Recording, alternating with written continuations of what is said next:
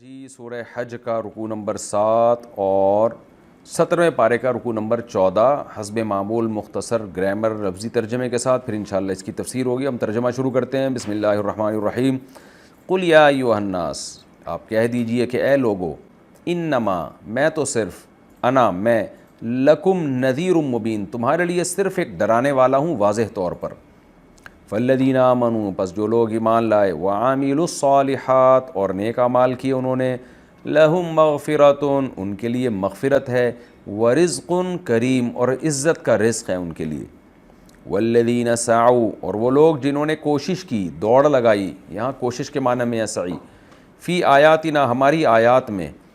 کیسے ہماری آیات میں کوشش کی؟ معاجزینا کہ وہ ہمیں ہرانا چاہتے ہیں، یعنی ہماری آیات میں عیب تلاش کر کر کے اور کجی تلاش کر کر کے معاجزینا ہمیں گویا ہرانا چاہتے ہیں، یعنی ہمارے دین پہ غالب آنا چاہتے ہیں، ہمیں ہرانا چاہتے ہیں. تو یعنی ہمیں ہراتے ہوئے، عاجز بناتے ہوئے. اولئک اصحاب الجحیم، یہ وہ لوگ ہیں جو جہنم والے لوگ ہیں. وما ارسلنا من قبلک من رسول اور نہیں بھیجا ہم نے آپ سے پہلے کوئی رسول، ولا نبی اور نہ کوئی نبی، الا اذا تمنا مگر یہ کہ اس پیغمبر نے جب بھی تلاوت کی ہے. تمنا امنیہ کہتے ہیں تلاوت کرنے کو بھی، ظاہری الفاظ سے جب کسی چیز کو پڑھتے ہیں نا، جیسے کہ سورہ بقرہ میں بھی آیت گزری ہے کہ وَمِنْهُمْ أُمِّيُّونَ لَا يَعْلَمُونَ الْكِتَابَ إِلَّا أَمَانِيَّ، کہ ان میں بہت سے ان پڑھ ہیں جو کتاب میں صرف ظاہری الفاظ کو جانتے ہیں. امانیہ، وہاں بھی امنیہ کی جمع امانی، تو وہاں بھی امانیہ کا لفظ. تو ظاہری الفاظ جب ہم پڑھتے ہیں نا کسی چیز کے تو اس کو امنیہ کہا جاتا ہے، اور امانی اس کی جمع آتی ہے، اور تمنا اس پڑھنے کے عمل کو کہا جاتا ہے باب تفاعل سے. اصل میں تمنیون تھا، تمنا یا تکلفہ کی طرح. وما ارسلنا من قبلک من رسول ولا نبی اور نہیں بھیجا ہم نے آپ سے پہلے کسی رسول کو اور نہ کسی نبی کو، الا مگر اذا تمنا جب انہوں نے تلاوت کی، یعنی ظاہری الفاظ پڑھنا شروع کیے جو وحی پہ نازل ہوئے تھے اور انہوں نے لوگوں کے سامنے پڑھنا شروع کیے. القى الشیطان فی امنیتہ، تو شیطان نے ان کی تلاوت میں القاء کیا. القاء کا مطلب وسوسے کو القاء کیا. تفسیر میں ڈیٹیل آئے گی انشاءاللہ. فینسخ اللہ ما یلقی الشیطان، پھر اللہ نے مٹا دیا اس چیز کو جو شیطان نے ڈالی تھی، یعنی القاء جو شیطان نے کیا تھا اللہ نے اس کو ختم کر دیا. ثم یحکم اللہ آیاتہ، پھر اللہ نے اپنی آیتوں کو محکم کر دیا، مضبوط کر دیا پہلے سے بھی زیادہ. واللہ علیم حکیم، اللہ جاننے والا اور حکمت والا ہے. اور یہ سب کچھ کیوں ہوا؟ لیجعل ما یلقی الشیطان، تاکہ بنا ڈالے اللہ اس چیز کو جو شیطان نے ڈالی تھی. کیا بنا ڈالے؟ فتنۃ للذین فی قلوبہم مرض، فتنے کا ذریعہ بنا دیں ان لوگوں کے لیے جن کے دلوں میں مرض ہے، شک کا مرض ہے، وہم کا مرض ہے، ان کے لیے فتنے کا ذریعہ بنا دے شیطان کے القاء کو. والقاسیۃ قلوبہم، اسی طرح ان لوگوں کے لیے بھی فتنے کا ذریعہ بنا دے القاسیۃ قلوبہم جن کے دل سخت ہو چکے ہیں، یعنی ہدایت قبول کرنے سے. قسا یقسو کا معنی ہوتا ہے سخت ہونا، قسوہ قلبی کہا جاتا ہے نا گاڑی اردو میں، کہ دل کی سختی. وَإِنَّ الظَّالِمِينَ اور بے شک ظالمین لوگ، لفی شقاق بعید، شقاق مخالفت کو کہتے ہیں، ایسی مخالفت میں ہیں بعید جو حق سے بہت دور ہے، یعنی دور کی مخالفت میں پڑے ہوئے ہیں. وَلِيَعْلَمَ الَّذِينَ أُوتُوا الْعِلْمَ اور اس لیے بھی یہ سب کچھ ہوتا ہے، یعنی جب نبی تلاوت کرتے ہیں تو شیطان القاء کرتا ہے، وسوسے القاء کرتا ہے. کیوں؟ وَلِيَعْلَمَ الَّذِينَ أُوتُوا الْعِلْمَ تاکہ جان لیں وہ لوگ جن کو علم ہے، جن کو علم دیا گیا ہے، أَنَّهُ الْحَقُّ مِن رَبِّكَ کہ یہ سب کچھ حق ہے رب کی طرف سے. تفسیر میں انشاءاللہ اس کی ڈیٹیل آئے گی. فَيُؤْمِنُوا بِهِ پھر وہ ایمان لائیں اس کے اوپر. یعنی یہ سب کچھ ہم اس لیے کرتے ہیں، شیطان کا القاء، پھر اللہ کی طرف سے اس القاء کو ختم کرنا، یہ سارا پروسیس اس لیے ہوتا ہے کہ ظالمین لوگوں کے لیے یہ چیز فتنے کا ذریعہ بنے، اور جن کو علم دیا گیا ہے ان کو اور یقین ہو جائے کہ واقعی یہ اللہ کی طرف سے برحق آیتیں ہیں، تاکہ وہ اس پر مزید ایمان لے آئیں. فَتُخْبِتَ لَهُ قُلُوبُهُمْ پھر ان کے دل اس کے لیے بالکل جھک جائیں، اور ان کے ایمان میں ترقی ہو جائے. وَإِنَّ اللَّهَ اور بے شک اللہ تعالیٰ لَهَادِ الَّذِينَ آمَنُوا لام تاکید کے لیے، ہادی کا معنی ہدایت دینے والا، اللہ رہنمائی کرنے والا ہے ایمان والوں کی، إِلَىٰ صِرَاطٍ مستقیم سیدھے راستے کی طرف. وَلَا يَزَالُ الَّذِينَ كَفَرُوا لا يزالو کئی بار آ چکا ہے، کنٹینیو کسی کام میں رہنا، اس کو لا یزالو کہا جاتا ہے.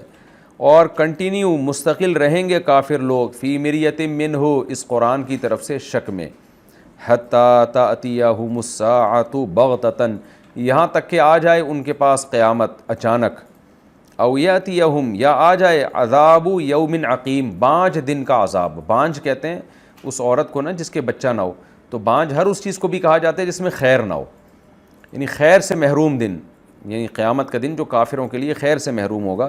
جب تک وہ نہیں آ جاتا یا اچانک قیامت نہیں آ جاتی یہ لوگ شک میں ہی رہیں گے۔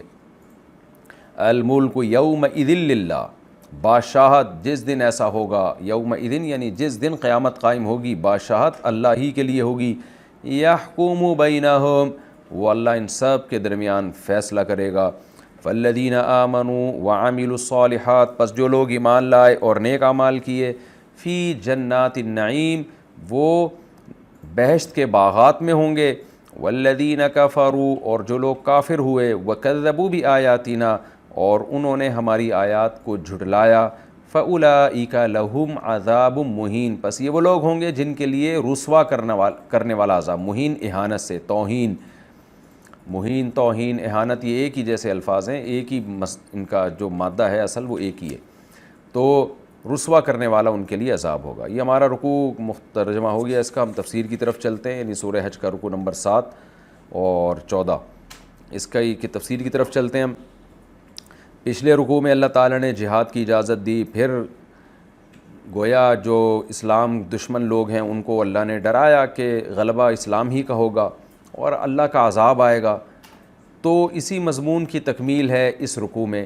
اللہ نے اپنے نبی صلی اللہ علیہ وسلم سے فرمایا کہ آپ ان کو صاف طور پر بتا دیں کہ میں تمہیں اللہ کے عذاب سے ڈرانے کے لیے آیا ہوں، تمہاری مرضی ایمان لاؤ نہ لاؤ، لیکن یہ ایک حقیقت ہے کہ اللہ کا عذاب تم پر آ کر رہے گا، نیک لوگوں کو جنت اور بروں کو جہنم کی آگ کا مزہ چکھنا پڑے گا۔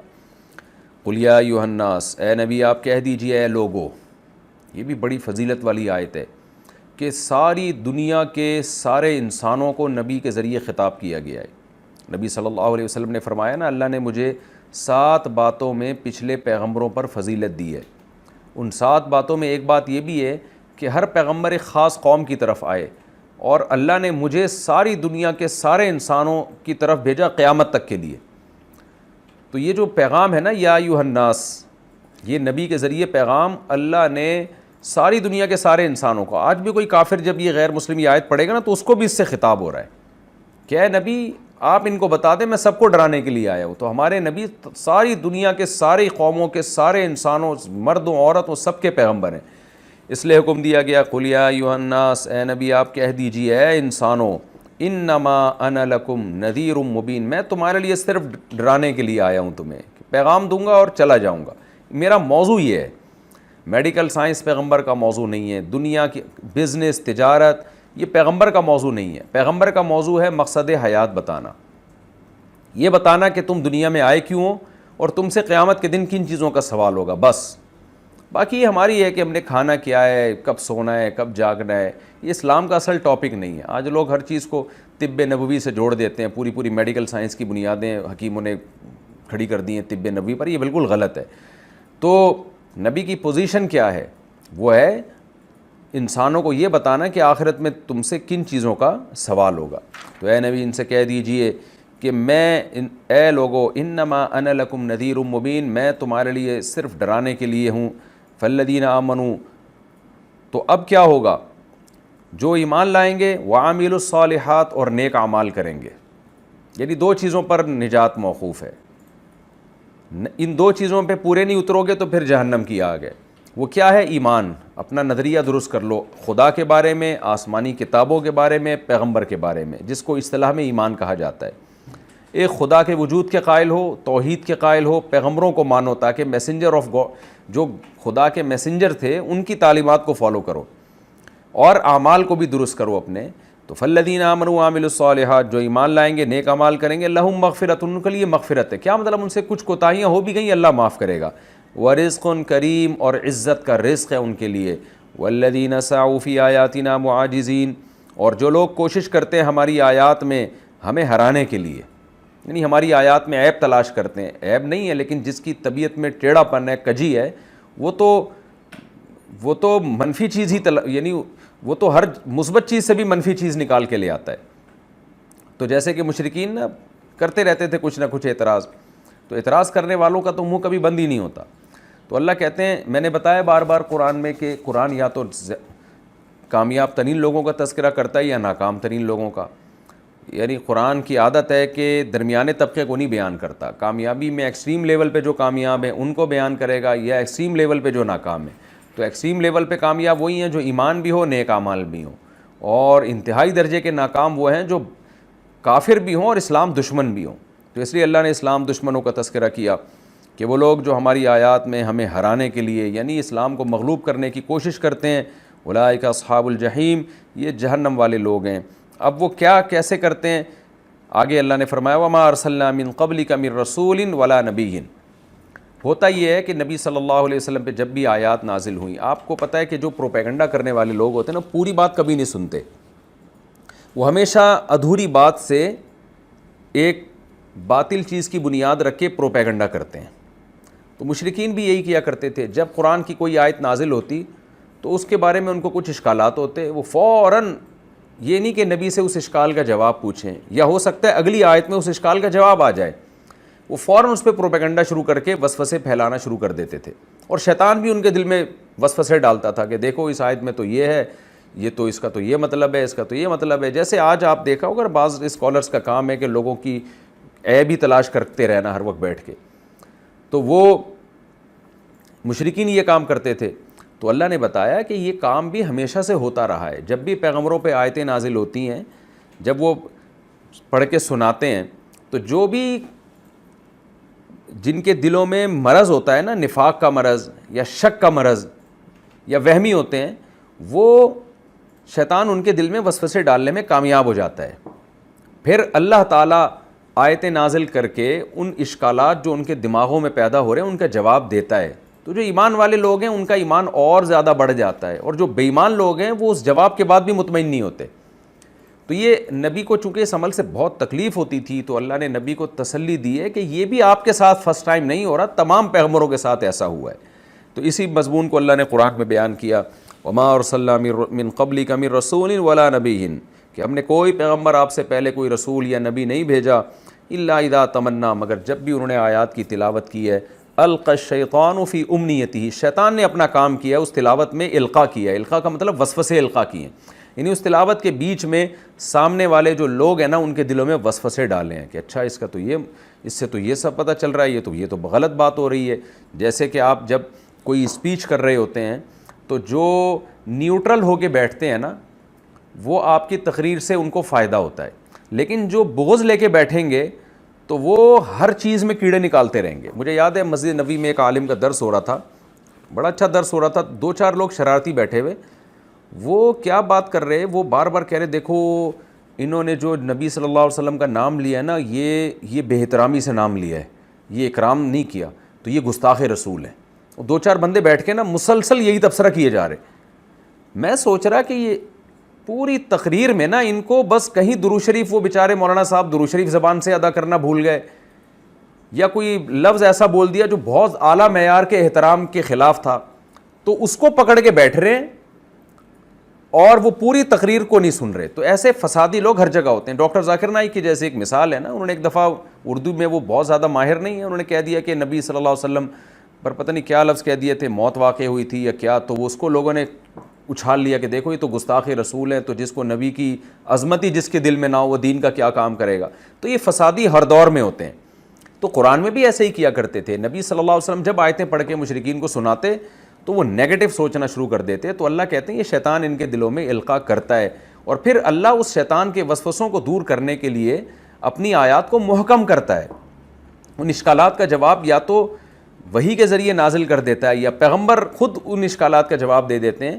تو جس کو ایمان والوں کا ایمان اور بڑھ جاتا ہے, اور جن کے دل میں فساد ہے وہ پھر بھی مطمئن نہیں ہوتے. تو اسی مضمون کو اللہ نے بیان کیا کہ ہم نے جس پیغمبر کو بھی بھیجا, اذا تمنا, جب انہوں نے تلاوت کی ہے, القى الشیطان فی امنیتہ, شیطان نے ان کی تلاوت میں خلل ڈالا ہے, فینسخ یعنی وسوسے ڈالے لوگوں کے دلوں میں, فینسخ اللہ ما یلقی الشیطان, شیطان جو پھر وسوسے ڈالتا ہے اللہ اس کو منسوخ کا معنی ازالہ کر دیتا ہے, یعنی ان آیات ان اشکالات کا جواب دے کے جو ان کے دلوں میں پیدا ہو رہے ہیں. ثم یحکم اللہ آیاتہ، پھر اللہ اپنی آیات کو مضبوط کر دیتا ہے، یعنی پہلے بھی مضبوط تھی اور زیادہ مضبوط۔ مضبوط کس چیز سے؟ وسوسوں سے اور ہر طرح کے اشکالات سے۔ واللہ علیم حکیم، اللہ علم والا اور حکمت والا ہے۔ تو یہ ہوتا کیوں ہے؟ اللہ شیطان کو وسوسے ڈالنا دیتا کیوں ہے؟ تو اس کا اللہ نے جواب دیا کہ یہ علام عاقبت کے لیے، یعنی جس کا نتیجہ یہ نکلتا ہے لیجعل ما یلقی الشیطان، تاکہ اللہ بنا ڈالے اس چیز کو جو شیطان القا کر رہا ہے، فتنۃ للذین فی قلوبہم مرض، ان کے لیے فتنہ بناتے جن کے دلوں میں پہلے ہی بیماری ہے۔ اچھا ہے وہ نہ لائیں ایمان، وہ وسوسوں میں ہی پڑے رہیں اور ان کے جرم میں اضافہ ہو۔ والقاسیۃ قلوبہم، اور جن کے دل سخت ہیں، نصیحت قبول ہی نہیں کرنی، تو ان کے لیے یہ چیز اور فتنے کا ذریعہ بنتی ہے۔ وَإِنَّ الظَّالِمِينَ لَفِي شِقَاقٍ بَعِيدٍ، اور یہ ظالم لوگ بڑی دور کی مخالفت میں پڑے ہوئے ہیں، یعنی جو حق سے بہت دور ہے۔ جو اتنی مخالفت میں پڑا ہوا اس کی سمجھ میں بات کہاں آتی ہے۔ وَلِيَعْلَمَ الَّذِينَ أُوتُوا الْعِلْمَ، اور تاکہ جان لیں وہ لوگ جن کو علم دیا گیا ہے، کتابوں کا علم ہے، جن کو پتہ ہے کہ بھئی یہ وسوسے تو ہر دور میں ہوتے رہے ہیں، ان کو اور یقین ہو جائے، یعنی اشکال اور اس کا جب جواب اللہ کی طرف سے نازل ہوگا تو ان کو اور یقین ہو جائے انہ الحق من ربک، کہ اے محمد صلی اللہ علیہ وسلم یہ برحق ہے تیرے رب کی طرف سے ہے۔ فیؤمنوا بہ، وہ اور زیادہ اس پر ایمان لے آئیں، کیونکہ ایمان تو پہلے بھی تھا، وہ اور ایمان لے آئیں۔ فتخبت لہ قلوبہم، اور ان آیتوں کے لیے ان کے دل بالکل جھک جائیں اور اطمینان ہو جائے ان کو کہ یہ واقعی اللہ کا کلام ہے، کہ کچھ تھوڑا سا وسوسہ پیدا ہوا تھا، اللہ نے اس کا بھی ہمیں جواب دے دیا۔ آگے اللہ فرماتے ہیں وَإِنَّ اللَّهَ لَهَادِ الَّذِينَ آمَنُوا إِلَىٰ صِرَاطٍ مُّسْتَقِيمٍ، اور اللہ اہل ایمان کو اسی طرح سیدھے راستے کی طرف ہدایت کرتا ہے کہ ان کا ایمان روز بروز بڑھتا ہے۔ وَلَا يَزَالُ الَّذِينَ كَفَرُوا فِي مِرْيَةٍ مِّنْهُ، اور رہے یہ کافر لوگ تو یہ ہمیشہ اس قرآن کی طرف سے شک میں ہی پڑے رہیں گے، تو ان کی پرواہ نہ کریں، ان کے وسوسوں کا جواب نازل ہو جائے گا پھر بھی یہ پڑے رہیں گے۔ حتیٰ تأتیہم الساعۃ بغتۃ، یہاں تک کہ ان پر اچانک قیامت آئے گی۔ او یاتیہم عذاب یوم عقیم، یا ایک بانج دن کا عذاب ان پر آ جائے گا، بانج دن جو خیر سے محروم، وہ والا عذاب ان پر آئے گا جیسے پچھلی امتوں پر آیا۔ الملک یومئذ للہ، جس دن وہ عذاب آئے گا نا، ان قیامت قائم ہوگی، تو اللہ کہتے ہیں آج کے دن بادشاہی صرف اللہ کے لیے ہوگی، ظاہری طور پہ جو بادشاہی ہے۔ یحکم بینہم، پھر اللہ ان کے درمیان فیصلہ کرے گا۔ فالذین آمنوا وعملوا الصالحات فی جنات النعیم، جو ایمان لائے نیک اعمال کیے وہ بہشت کے نعمت کے باغات میں ہوں گے، اور جنہوں نے کفر کیا اور ہماری آیات کا انکار کیا، یہ وہ لوگ ہوں گے جن کو رسوا کرنے والا عذاب ہوگا۔ یہ ہمارا رکوع الحمدللہ کمپلیٹ ہو گیا۔ یہاں ایک اہم بات یہ کہ یہ جو آیت ہے نا قرآن مجید کی، کہ ہم جب بھی آیتیں نازل کرتے ہیں تو شیطان اس میں القا کرتا ہے، اس میں ایک ضعیف روایت بھی ہے، موضوع روایت، بعض نے تو موضوع کہا اس کو، کہ نبی جب تلاوت کر رہے تھے تو دوسری کوئی غلط آیتیں بھی آپ نے پڑھنا شروع کر دیں، تو مشرکین نے کہا کہ یہ کیا پڑھ رہے ہیں، پھر اس پہ قرآن نے اس آیتوں کو منسوخ کیا۔ وہ تلک الغرالی قل علا، اس طرح کی آیات، وہ بالکل صحیح روایت نہیں ہے وہ، اور بہت بڑے بڑے محدثین نے اس کا انکار کیا ہے، وہ من گھڑت واقعہ ہے۔ اللہ تعالیٰ میں سمجھنے کی عمل کی توفیق عطا فرمائے۔ اگلے ایپیسوڈ میں انشاءاللہ میں سورہ حج کا رکوع نمبر 8 اور 17ویں پارے کا رکوع نمبر 15 شروع کروں گا۔ وما علینا الا